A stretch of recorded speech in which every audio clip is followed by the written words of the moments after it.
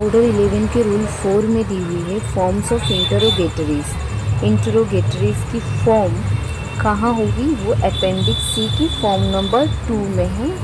ऐसे फॉर्म में ही आपको इंटरोगेटरीज की एप्लीकेशन फाइल करनी होती है कोर्ट में।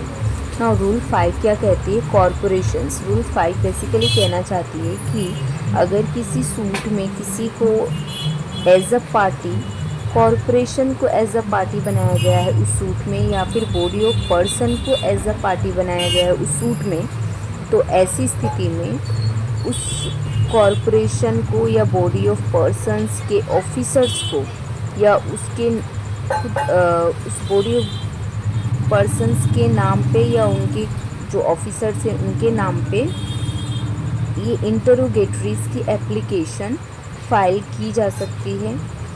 ठीक है, मीन्स इनके अगेंस्ट ये इंटरोगेटरीज की एप्लीकेशन फाइल कर सकती है। ये रूल 5 में दी हुई है। नाउ रूल 6 क्या कहती है?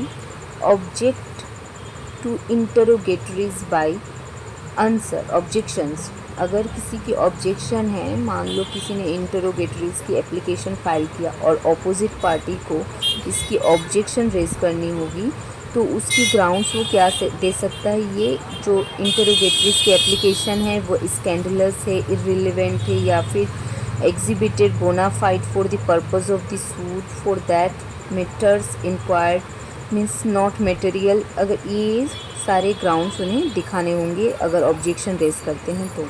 ना रूल 7 में दी हुई है setting A side and striking out interrogatories. Rule 7 कहना चाहती है कि अगर ये ऑब्जेक्शन जो इन्होंने रेज़ किया, मीन्स अगर कोई इंटरोगेटरीज की एप्लीकेशन फाइल हुई है और वो एग्जिबिट हुई है, तो उसके ऑर्डर को सेट असाइड करवाना या स्ट्राइकिंग आउट करवाना, इंटरोगेटरीज को करवाना चाहे अगर अपोजिट पार्टी, तो उसे विथिन 7 डेज़ ये अप्लाई करनी होगी। जिस दिन वो रिसीव किया उससे 7 डेज़। ठीक है। नाउ रूल 8 में दी हुई है एफिडेविट इन आंसर फाइलिंग। अगर अपोजिट पार्टी इंटरोगेटरीज की रिप्लाई फाइल कर रहा है, आंसर दे रहा है, तो उसको एफिडेविट करके फाइल करनी होगी, आंसर देनी होगी। रूल 9 में दी हुई है form of affidavit in answer. जो ये आंसर देगा अपोजिट पार्टी इंटरोगेटरीज के एप्लीकेशन का, वो आंसर की फॉर्म कहाँ दी हुई है? अपेंडिक्स सी के फॉर्म नंबर 3 में। वैसे ही फॉर्म में उसे एफिडेविट फाइल करनी होगी आंसर के लिए कोर्ट में। नाउ रूल 10 दी हुई है no exceptions to be taken means no exception shall be taken to any affidavit in answer but the sufficiency or otherwise of any such affidavit objected to as insufficient shall be determined by the court. means no exceptions means objection।